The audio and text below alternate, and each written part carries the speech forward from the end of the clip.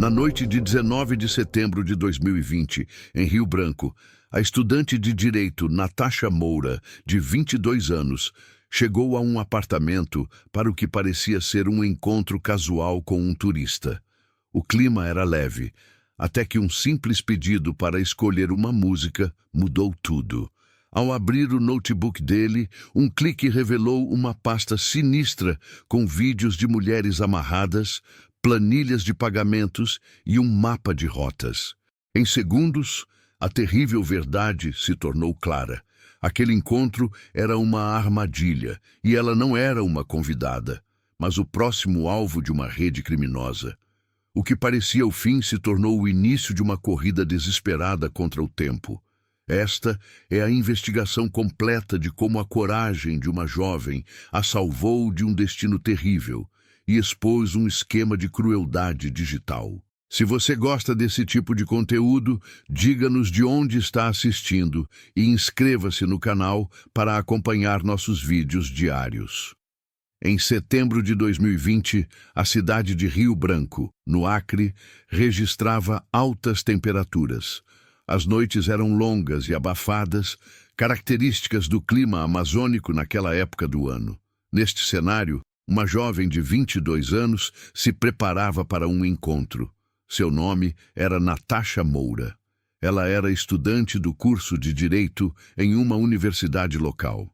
Sua vaga era garantida por uma bolsa de estudos, resultado de seu desempenho acadêmico. Para Natasha, a educação era o caminho para uma mudança de vida. Ela veio de uma família de recursos limitados e a bolsa de estudos era a única forma de cursar o ensino superior.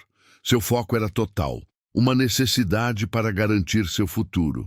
O objetivo profissional de Natasha era claro e definido: tornar-se defensora pública. Ela pretendia dedicar sua carreira à defesa de cidadãos que não podiam pagar por assistência legal. Essa escolha profissional refletia traços marcantes de sua personalidade. Pessoas próximas a descreviam como extremamente observadora e metódica. Eram qualidades que ela aplicava em todas as áreas de sua vida, principalmente nos estudos. Sua rotina era disciplinada. Os dias eram divididos entre as aulas na faculdade, o trabalho voluntário em um escritório de advocacia e longas horas de estudo em seu pequeno apartamento. Ela analisava casos jurídicos com atenção aos detalhes, buscando padrões, precedentes e falhas em argumentos. Esse treinamento constante a tornou analítica, capaz de processar informações rapidamente e sob pressão. Naquela noite de sábado, no entanto, a rotina seria interrompida. Ela havia combinado um encontro com um homem que conhecera semanas antes. A expectativa era de uma noite leve, uma conversa casual e descompromissada. O encontro representava uma rara exceção em sua agenda rigorosa, uma pausa necessária antes de retornar à sua preparação para os exames finais do semestre. Não havia, até aquele momento, qualquer indício de que os eventos que se seguiriam seriam diferentes de um encontro comum. Para Natasha Moura, aquela era apenas mais uma noite quente em Rio Branco.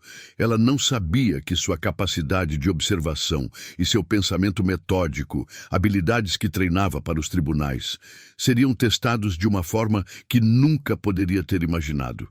O contato entre Natasha Moura e o homem que se identificava como Omar começou no dia 5 de setembro de 2020. A comunicação ocorreu por meio de um aplicativo de relacionamento, uma plataforma digital comumente usada para encontros sociais. Ele se apresentou como um turista estrangeiro que estava em passagem por Rio Branco para conhecer a região amazônica. Durante as 2 semanas seguintes, eles trocaram mensagens de forma consistente. As conversas eram diárias e abordavam tópicos gerais. Omar demonstrava interesse pela cultura local e fazia perguntas sobre a rotina de Natasha como estudante de direito. Ela, por sua vez, falou sobre seus estudos, suas ambições profissionais e a vida na capital do Acre. A dinâmica da comunicação foi descrita posteriormente como normal, sem apresentar qualquer indício que levantasse suspeitas. O perfil de Omar era construído para parecer inofensivo e temporário. Ele se posicionava como alguém que estava apenas de passagem, o que reduzia a percepção de risco. As informações que ele compartilhava sobre si mesmo eram vagas, mas plausíveis dentro do contexto de um viajante. Ele mencionava outros países que supostamente havia visitado, criando a imagem de um homem experiente e de hábitos cosmopolitas. Após 14 dias de conversas online, Omar propôs um encontro presencial. Ele a convidou para seu apartamento, um imóvel alugado no bairro do Bosque, uma área residencial conhecida da cidade. A justificativa apresentada para o local do encontro foi a busca por um ambiente mais tranquilo e privado, onde poderiam conversar e ouvir música sem a interferência de locais públicos, como bares ou restaurantes. A consistência da comunicação ao longo de 2 semanas e a aparente normalidade do perfil de Omar foram fatores determinantes na decisão de Natasha. Ela avaliou a situação e concluiu que os riscos eram baixos. A promessa era de um encontro casual, uma oportunidade para conversar pessoalmente com alguém que, até então, se mostrava apenas como um turista educado e curioso.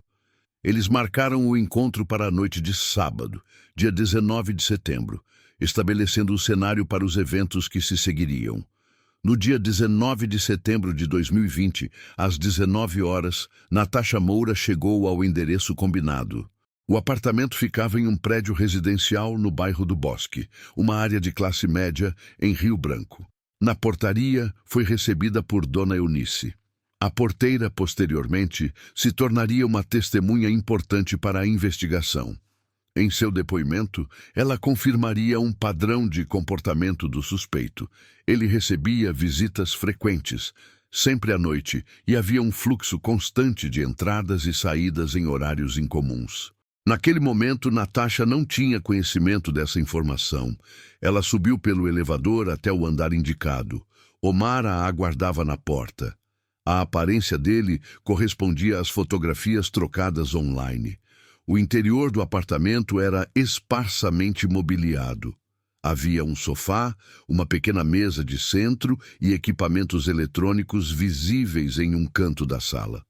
A iluminação era funcional, sem elementos decorativos. Ele a convidou para entrar e ofereceu uma bebida. A conversa inicial foi breve e seguiu a mesma linha das interações online. Natasha observou o ambiente de forma automática, um hábito de sua personalidade metódica. Não havia fotografias pessoais, livros ou qualquer item que indicasse uma longa permanência no local. O espaço parecia impessoal e temporário, o que era consistente com a história de que ele era apenas um turista de passagem. A normalidade da situação, até aquele ponto, não ativou nenhum alerta em sua mente. 20 minutos após sua chegada, a conversa fluía de maneira superficial. Eram 19 horas e 20 minutos. Omar se levantou e sugeriu que colocassem música para tornar o ambiente mais descontraído.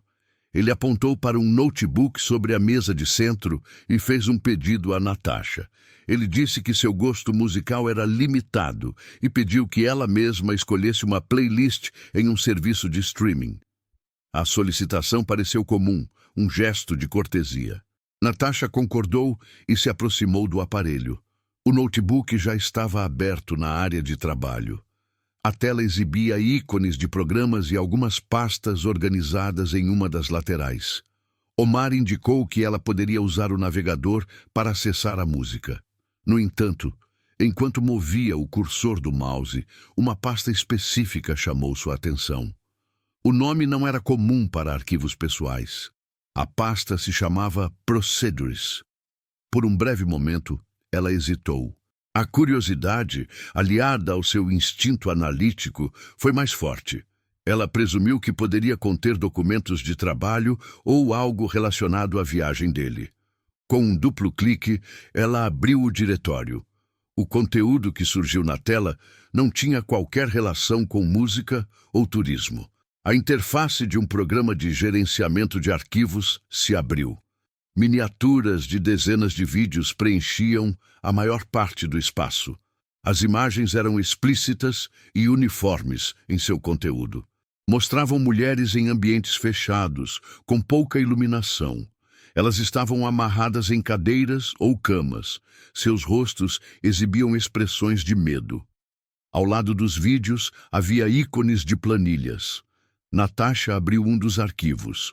O documento era meticulosamente organizado.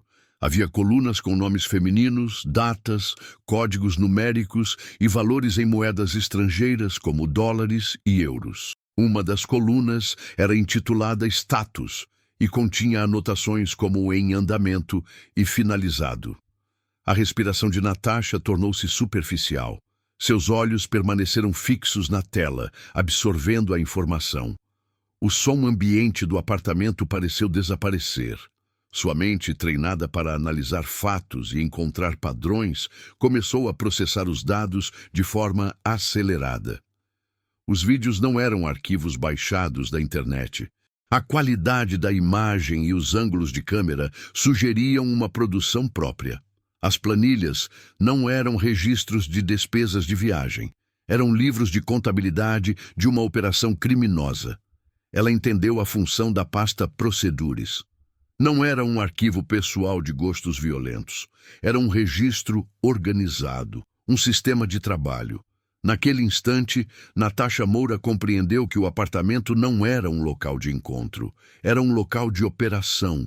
E ela estava dentro dele. O foco de Natasha se moveu dos vídeos para as planilhas. Seu treinamento em direito a compeliu a analisar a estrutura da informação à sua frente. As colunas eram claras e organizadas com uma lógica empresarial. A primeira continha nomes femininos, alguns que ela não reconhecia, outros que pareciam ser pseudônimos. Ao lado, datas precisas marcavam um período de vários meses. Uma terceira coluna exibia códigos alfanuméricos, cuja função não era imediatamente óbvia. A quarta coluna foi a que confirmou a natureza transacional da operação. Listava valores em dólares americanos e euros, com pagamentos que variavam de centenas a milhares. Anotações indicavam transferências bancárias e transações com criptomoedas. A coluna final, intitulada Status, detalhava o progresso de cada nome listado. Agendado, em andamento, concluído. Era o registro contábil de um negócio. Além das planilhas, havia outro arquivo no diretório, um mapa digital. Não era um mapa turístico de Rio Branco ou do Acre. A imagem mostrava o Brasil e países vizinhos. Pontos geográficos estavam marcados em diferentes cidades e estados, alguns em áreas de fronteira. Linhas retas conectavam esses pontos, formando uma rede. Cada linha estava identificada com a palavra rota, seguida por um número. Era um diagrama logístico. A conexão entre os arquivos tornou-se evidente. Os vídeos eram o produto. As planilhas registravam as transações financeiras. O mapa detalhava a logística de transporte ou de operação da rede. A conclusão era inequívoca. O homem que se apresentava como Omar não era um consumidor de conteúdo violento. Ele era um operador ativo dentro de um esquema de cárcere privado e exploração. Então, um pensamento final e claro se formou em sua mente. Seu nome ainda não estava naquelas planilhas. Não havia uma entrada para Natasha Moura. Isso significava que sua presença ali, naquela noite, tinha um propósito específico. Ela não era uma convidada. Ela era o próximo item a ser processado. Natasha seria a próxima gravação. O pânico inicial foi uma reação física e imediata. A percepção do perigo iminente paralisou seus músculos por um instante. O instinto primário sugeria um grito ou uma fuga desesperada. Mas outra parte de sua mente assumiu o controle. Eram os anos de treinamento acadêmico, as longas horas dedicadas à análise de casos criminais e à disciplina de um pensamento metódico. Natasha Moura não era apenas uma jovem de 22 anos em um encontro. Ela era uma estudante de direito que aspirava a se tornar defensora pública.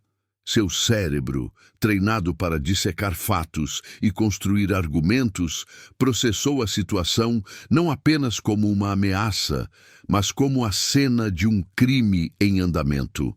Ela era a testemunha principal. A compreensão foi clara. Um confronto direto seria inútil e perigoso. Ela não tinha como avaliar a força física de Omar ou se ele estava armado. Gritar ou demonstrar pânico poderia acelerar a agressão que ela acabara de descobrir ser premeditada. Sua única chance não estava na força, mas na informação. Ela precisava de provas. O medo não desapareceu. Ele foi apenas realocado, transformado em um motor para a ação calculada. A mente que, momentos antes, estava focada em uma conversa casual, agora operava com a precisão de um investigador. Ela sabia que, sem evidências concretas, sua história poderia ser desacreditada ou tratada como um mal-entendido. O conteúdo daquela tela de notebook era a prova irrefutável. Sua formação a ensinara que a base de qualquer acusação é a evidência material. Os vídeos, as planilhas de pagamento, o mapa de rotas. Tudo aquilo constituía um dossiê completo da operação criminosa. Sua reação deixou de ser a de uma vítima e passou a ser a de uma coletora de provas. Cada segundo era crucial. Ela precisava extrair aquela informação do apartamento e levá-la às autoridades. Seu cérebro, agora operando com a lógica de um futuro advogado, focou em um único objetivo: extrair daquela tela a evidência que poderia desmantelar a operação e garantir sua própria sobrevivência. A tela do notebook continha a prova. O desafio era extrair essa informação do apartamento de forma segura. Natasha Moura sabia que qualquer erro de cálculo poderia resultar em uma reação violenta de Omar. Ela precisava agir com velocidade, silêncio e precisão. O seu telefone celular estava no bolso da calça. O aparelho era a única ferramenta disponível para registrar as evidências. O risco de ser descoberta era alto. Omar estava na mesma sala, a poucos metros de distância, e poderia notar qualquer movimento suspeito.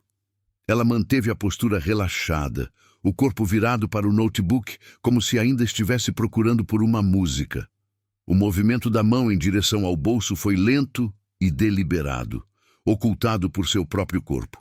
Com o telefone em mãos, ela o manteve abaixo do nível da mesa. A primeira ação foi desativar o som do obturador da câmera e o flash. Eram detalhes técnicos essenciais para não gerar qualquer alerta sonoro ou visual. Com os ajustes feitos, ela ergueu o aparelho discretamente. A primeira foto capturou a tela inteira, mostrando o nome da pasta Procedures e as miniaturas dos vídeos. Era a prova do contexto geral. A segunda foto focou nas colunas da planilha de pagamentos, registrando os nomes, as datas e os valores financeiros. A terceira registrou o mapa de rotas, com os pontos e as linhas de conexão. Ela trabalhou em segundos, com a eficiência de quem executa uma tarefa repetida. As imagens estavam salvas na memória do aparelho. A posse da prova, no entanto, não era suficiente. Se fosse interceptada, o telefone seria a primeira coisa que ele tomaria. Era necessário criar uma cópia de segurança externa. Ela abriu um aplicativo de mensagens e selecionou o contato de Lucas, seu colega da faculdade de Direito. Ele era uma pessoa de sua confiança e entenderia a urgência da situação sem precisar de explicações imediatas. Ela selecionou as 3 fotografias e iniciou o envio. A conexão de internet do apartamento era estável. As imagens foram carregadas rapidamente. Segundos depois, a confirmação de entrega apareceu na tela do celular. A evidência agora existia fora daquele ambiente. Estava segura. Com a prova garantida, a próxima fase era a fuga física. Ela precisava de uma justificativa para sair do prédio sozinha. A desculpa deveria ser casual, plausível e, crucialmente, indicar um retorno breve para não levantar suspeitas. A ideia surgiu de forma lógica. Ela diria que iria comprar algo para eles comerem ou beberem. Algo rápido e próximo. Ela fechou a pasta Procedures, retornando a tela para a área de trabalho do notebook. Levantou-se sem pressa, como se tivesse desistido de encontrar uma música. Então virou-se para Omar, que a observava do sofá. A voz dela foi firme e casual. Ela disse que o calor da noite a fez pensar em sorvete e que havia uma sorveteria a poucas quadras dali. Ela se ofereceu para ir buscar. A frase foi construída para soar como um gesto de gentileza, uma contribuição para a noite. A menção à curta distância reforçava a ideia de que ela voltaria em minutos. Omar não demonstrou suspeita. Ele apenas concordou com a sugestão. Para ele, era um intervalo inofensivo no encontro. Para Natasha, era a única janela de oportunidade para escapar. Ela pegou sua bolsa, que estava perto da porta. Não correu. Seus movimentos continuaram calmos e controlados. Ela se despediu com um simples "volto logo". Ele respondeu de forma afirmativa. Ela caminhou até a porta. Cada passo foi medido. A maçaneta girou sem ruído. A porta se fechou atrás dela. A primeira parte do plano estava concluída. Ela estava fora do apartamento. A prova estava em seu bolso e também segura com um contato externo. Assim que a porta do apartamento se fechou, Natasha Moura não correu. Ela caminhou em um ritmo normal até o elevador, consciente de que qualquer sinal de pressa poderia ser observado pelas câmeras de segurança do corredor. Pressionou o botão do térreo. Durante a descida, manteve a compostura, focada em seus próximos passos. As portas metálicas se abriram e ela atravessou o saguão. Ao passar pela portaria, acenou brevemente para Dona Eunice, um gesto que mantinha a aparência de normalidade. Já na rua, ela não parou. Continuou caminhando por cerca de 100 metros, dobrando a primeira esquina para sair completamente da linha de visão do prédio. Somente então, em um local mais protegido pela escuridão da noite, ela parou e pegou o telefone. Eram 19h40. Ela discou o número de emergência da Polícia Militar. A chamada foi atendida por um operador. A voz de Natasha, embora tensa, foi precisa. Ela se identificou, forneceu o endereço completo do prédio e o número do apartamento. Relatou os fatos de forma clara e objetiva, descrevendo o que havia encontrado no notebook do homem que se identificava como Omar. Mencionou os vídeos de mulheres em cativeiro, as planilhas financeiras com nomes e valores e o mapa de rotas. Crucialmente, informou que possuía fotografias de tudo em seu celular e que já as havia enviado para um contato de segurança. A gravidade do relato fez com que o operador transferisse a ligação imediatamente. A chamada foi direcionada ao oficial de plantão responsável por ocorrências de alta complexidade, o Tenente Prado. Prado era um policial experiente, com treinamento específico em investigações que envolviam redes criminosas e tecnologia. Ele ouviu o depoimento de Natasha sem interrupções. Para o tenente, o relato não era o de uma denúncia comum. A menção a planilhas, rotas e produção de conteúdo eram marcadores claros de crime organizado e exploração humana em andamento. A existência de provas fotográficas e a calma com que Natasha apresentava os fatos conferiam um alto grau de credibilidade à denúncia. Ele reconheceu os indicadores de um crime grave, com uma vítima em potencial ainda dentro do apartamento e outra, a denunciante, em situação de risco na rua. A ação do Tenente Prado foi imediata. Ele acionou o protocolo para crimes em andamento com potencial refém. Enquanto mantinha Natasha na linha para obter mais detalhes, ele emitiu um alerta de prioridade máxima pelo rádio. Uma equipe tática foi imediatamente despachada para o endereço no bairro do Bosque. Simultaneamente, outra unidade foi instruída a localizar a posição exata de Natasha, com o objetivo de garantir sua segurança e coletar seu testemunho formal. A resposta da polícia foi rápida e decisiva. Em poucos minutos, uma operação de alto risco foi iniciada, desencadeada por uma denúncia feita a partir de um telefone celular na calçada. A equipe tática do Tenente Prado chegou ao endereço em menos de 10 minutos. 2 viaturas discretas pararam a uma distância segura do prédio. Os policiais se posicionaram de forma estratégica, cobrindo as saídas principal e de serviço. O objetivo era executar uma entrada rápida e controlada, minimizando o risco de confronto e, principalmente, impedindo a destruição de evidências digitais. O Tenente Prado estabeleceu contato com a portaria. Dona Eunice, a porteira, foi instruída a liberar o acesso da equipe sem alertar o morador do apartamento. A cooperação foi imediata. A equipe subiu pelo elevador em silêncio. Ao chegarem ao andar correto, os policiais se posicionaram ao lado da porta. A entrada foi forçada. A ação durou segundos. O homem conhecido como Omar estava na sala de estar, sentado no sofá. Sua postura indicava que ele ainda esperava o retorno de Natasha com o sorvete. Ele foi pego completamente de surpresa pelo surgimento da equipe policial. A surpresa inicial deu lugar a uma imobilidade passiva. Ele não ofereceu resistência à prisão. Enquanto o suspeito era algemado e contido, a equipe iniciou a varredura do local. O notebook continuava sobre a mesa de centro, aberto na área de trabalho, exatamente como Natasha o havia descrito. Este foi o primeiro item a ser isolado e etiquetado como prova principal. A busca continuou pelo restante do apartamento. Foram encontrados outros dispositivos. 2 discos rígidos externos, uma câmera de alta definição, vários cartões de memória e um segundo computador, do tipo desktop, montado em um dos quartos. A quantidade de equipamentos era incompatível com a de um simples turista. Durante a operação, outros policiais iniciaram a coleta de informações com os vizinhos. Os relatos corroboraram as suspeitas que se formavam.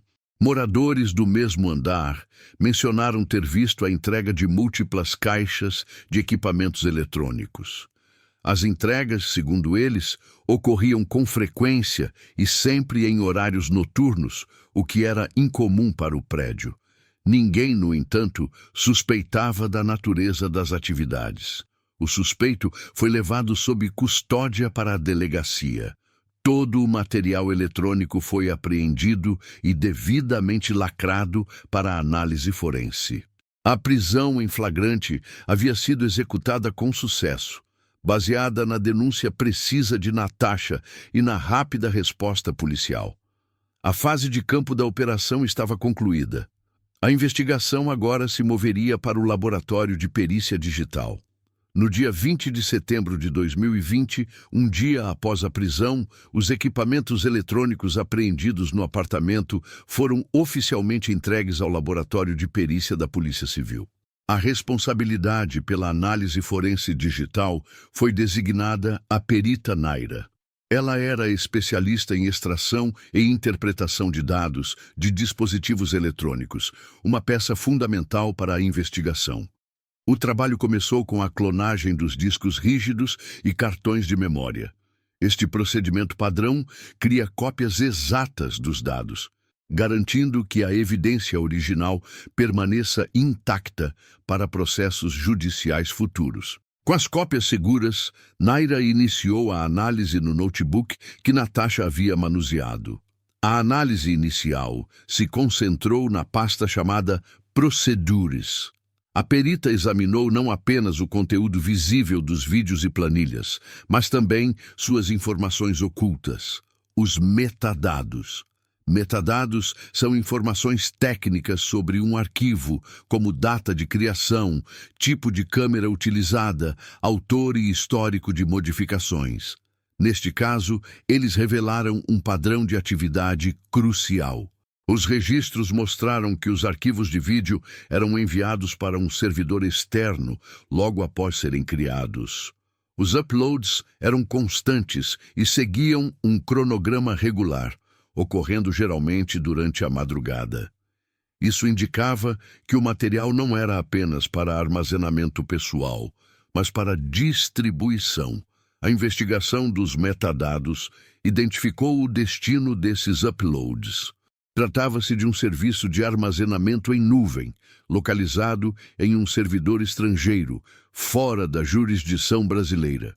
O uso de uma nuvem internacional é uma tática comum em redes criminosas para dificultar o rastreamento e a ação das autoridades locais. Esta foi a primeira prova técnica que confirmou a suspeita inicial da polícia. A operação não era um ato isolado de um único indivíduo. As evidências apontavam para uma rede organizada com alcance internacional, dedicada à produção e distribuição de conteúdo de exploração. O clique de Natasha Moura no notebook havia exposto a ponta de uma estrutura criminosa complexa. O trabalho da perita Naira, a partir daquele momento, seria seguir o rastro digital deixado por essa rede. A análise forense não se limitou aos dados digitais. Paralelamente à extração de arquivos, a equipe de perícia conduziu um exame físico detalhado dos equipamentos apreendidos. O objetivo era encontrar vestígios materiais que pudessem conectar o suspeito diretamente às atividades criminosas documentadas nos vídeos. O foco principal dessa busca foi o notebook que Natasha Moura havia utilizado. O teclado, como principal ponto de interação física entre o operador e a máquina, recebeu atenção especial. Os peritos utilizaram técnicas de coleta de microvestígios. Fontes de luz forense com diferentes comprimentos de onda foram aplicadas sobre a superfície das teclas e nos espaços entre elas. Em seguida, cotonetes estéreis e fitas adesivas específicas foram usados para coletar qualquer partícula de material presente. As amostras coletadas foram levadas para análise em laboratório. O resultado do exame microscópico e químico foi conclusivo. A análise revelou a presença de partículas minúsculas de látex. Além do látex, foi identificado um pó fino com composição química consistente com o amido de milho, substância comumente utilizada para facilitar o uso de luvas descartáveis, como as cirúrgicas ou de procedimento. A importância dessa descoberta foi imediata para a investigação. Nos vídeos encontrados na pasta Procedures, o agressor que imobilizava as vítimas usava luvas escuras. A análise do material visual já indicava que as luvas eram de látex. A presença dos mesmos resíduos no teclado estabelecia uma conexão física direta entre a ação nos vídeos e a operação do computador. Essa evidência material era irrefutável. Ela provava que o operador do computador era a mesma pessoa que participava das gravações. O suspeito não era apenas alguém que armazenava ou distribuía o conteúdo. Ele era o produtor. Ele digitava nas planilhas, editava os vídeos e realizava os uploads para a nuvem usando as mesmas luvas com as quais subjugava as vítimas. O teclado, um objeto de uso cotidiano, transformou-se em uma peça central da acusação. Ele confessava, através de seus resíduos físicos, a identidade funcional do criminoso. A prova não era mais apenas digital e circunstancial. Agora existia um elo material que ligava o suspeito ao ato violento da produção do conteúdo. A convergência entre a perícia digital e a perícia material tornava o caso contra ele significativamente mais forte. A investigação da perita Naira expandiu-se para além dos arquivos e dos vestígios físicos. O próximo passo era reconstruir os movimentos do suspeito. Para isso, ela se concentrou nos dados de geolocalização armazenados nos dispositivos eletrônicos apreendidos, principalmente no celular e no notebook. Equipamentos modernos registram um histórico contínuo de sua localização, não apenas através do sistema de GPS, mas também pelo registro de conexões a redes de internet sem fio, conhecidas como Wi-Fi. O método da perita foi sistemático. Ela extraiu o histórico completo de todas as redes Wi-Fi, às quais os aparelhos do suspeito se conectaram nos últimos meses. O foco principal foram as redes de acesso público, como as encontradas em aeroportos, rodoviárias, hotéis e cafés. Cada uma dessas redes possui um ponto de acesso com uma localização geográfica fixa e conhecida. Ao identificar a qual rede o dispositivo se conectou, era possível determinar com alta precisão onde o suspeito esteve e em que data. Naira então cruzou essa lista de coordenadas geográficas com o mapa digital que Natasha Moura havia fotografado. O mapa, encontrado na pasta Procedures, continha pontos marcados e linhas que formavam rotas através de diferentes cidades e estados brasileiros, incluindo áreas de fronteira. A sobreposição dos dados revelou um padrão inequívoco. A correspondência foi direta. Os registros de localização do celular do suspeito mostravam que ele havia estado fisicamente nos exatos pontos de partida, conexão e destino das rotas delineadas no mapa. As datas das conexões Wi-Fi coincidiam com os períodos de atividade indicados nas planilhas de pagamento. Os movimentos não eram aleatórios ou consistentes com os de um turista explorando a região amazônica. Eram viagens calculadas e logísticas que seguiam o trajeto de uma operação criminosa. Esta evidência digital destruiu o álibi do suspeito. Sua alegação de ser um visitante estrangeiro foi desmentida pelos dados concretos de seus próprios aparelhos. Ele não estava apenas em Rio Branco. Ele viajava sistematicamente para os locais-chave da rede de exploração. O rastro digital deixado por suas conexões Wi-Fi não apenas mapeou seus movimentos, mas também o caminho exato do crime. A perícia provou que ele não era um mero espectador, mas um operador logístico ativo na movimentação de vítimas. A fase final da perícia digital concentrou-se nas comunicações do suspeito. A perita Naira iniciou a extração de dados de aplicativos de mensagens instalados nos dispositivos. O objetivo era encontrar conversas que pudessem revelar a identidade de outros envolvidos e a estrutura da organização. A análise focou em plataformas que utilizam criptografia para proteger a comunicação dos usuários. Em conversas trocadas em uma plataforma específica, ela encontrou referências repetidas a um termo-chave: calendário de sessões. A expressão era usada de forma recorrente em diálogos com contatos internacionais.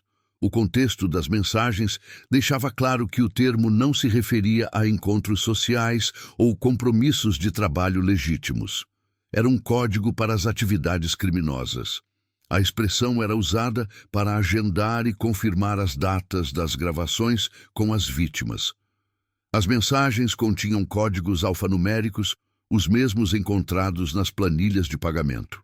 Os diálogos eram diretos e logísticos, discutindo horários, disponibilidade e requisitos técnicos para as transmissões. Não havia qualquer traço de emoção ou hesitação nas conversas.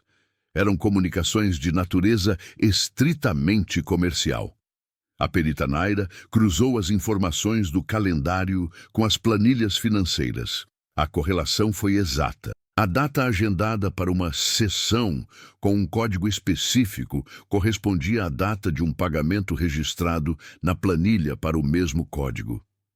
Isso estabeleceu um vínculo direto entre o planejamento da atividade, sua execução e o lucro financeiro obtido. Esta evidência final provou a premeditação e a organização metódica do crime. A defesa do suspeito, que poderia tentar alegar que ele era apenas um consumidor passivo do material, foi completamente desmontada. As conversas o posicionavam como um gerente de operações, responsável por agendar e garantir a execução das atividades que geravam o conteúdo. A investigação agora possuía uma visão completa do ciclo do crime. O mapa de rotas mostrava o planejamento logístico. O calendário de sessões revelava o agendamento. Os vídeos e os resíduos de látex no teclado eram a prova da execução. As planilhas de pagamento detalhavam a transação financeira. Juntas, as evidências formavam um caso irrefutável de um negócio organizado de exploração humana. O conjunto de provas digitais e materiais foi decisivo no processo judicial. A condenação do suspeito foi baseada diretamente nas evidências coletadas a partir da denúncia de Natasha Moura. Os laudos periciais da perita Naira, que conectaram os resíduos do teclado aos vídeos, o histórico de GPS às rotas e as conversas às planilhas, formaram uma base de acusação sem brechas. O homem que se apresentava como Omar foi sentenciado por múltiplos crimes, incluindo cárcere privado e produção de material de exploração. O caso levantou uma questão central para a segurança digital na era moderna. Um único clique pode desmantelar uma rede criminosa? A resposta, neste evento específico, foi afirmativa. A ação de Natasha, ao abrir uma pasta e fotografar o conteúdo, foi o catalisador que expôs uma operação internacional que até então operava sem ser detectada pelas autoridades.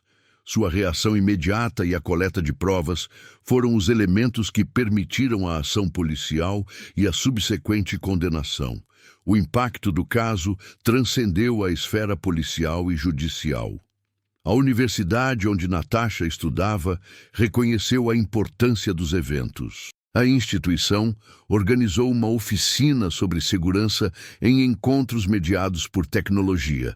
O objetivo era instruir os alunos sobre a identificação de riscos e a adoção de protocolos de segurança pessoal, como compartilhar a localização com contatos de confiança e verificar informações de perfis online. A história de Natasha foi usada como um estudo de caso, focando não no trauma, mas na eficácia de suas ações. Natasha Moura não entrou para as estatísticas como uma vítima. Sua capacidade de converter pânico em uma ação metódica a transformou na peça central da investigação. Seu conhecimento, adquirido nos estudos de direito, foi aplicado em uma situação de risco extremo, resultando não apenas em sua sobrevivência, mas na desarticulação de uma operação criminosa. O legado de seu caso não foi apenas a prisão de um criminoso, mas a criação de uma consciência coletiva sobre os perigos reais que podem existir por trás de uma tela de computador. Ela se tornou um exemplo de como a observação e o raciocínio lógico podem ser as ferramentas mais eficazes para a própria defesa. A jornada de Natasha Moura começou com a expectativa de um encontro casual e terminou com a desarticulação de uma rede criminosa. O caso demonstrou como o raciocínio metódico, treinado em um ambiente acadêmico, pode se tornar uma ferramenta de sobrevivência em uma situação de risco extremo. Ela não reagiu com pânico, mas com a lógica de uma futura operadora do direito. Sua prioridade imediata foi a coleta de provas, um ato que definiu todo o desfecho da investigação. A história dela é um registro sobre a importância da calma sob pressão. A decisão de fotografar a tela do notebook, de enviar as imagens para um contato externo e de criar uma desculpa plausível para sair do apartamento foram ações calculadas que neutralizaram a ameaça. Natasha transformou-se de alvo em principal testemunha e fornecedora da evidência que iniciou todo o processo policial. O estudo que ela via como um caminho para sua carreira profissional se tornou naquela noite o fundamento de sua própria defesa. Se você se impressionou com a coragem e a inteligência de Natasha Moura, diga-nos de onde está assistindo e inscreva-se no canal para acompanhar nosso conteúdo.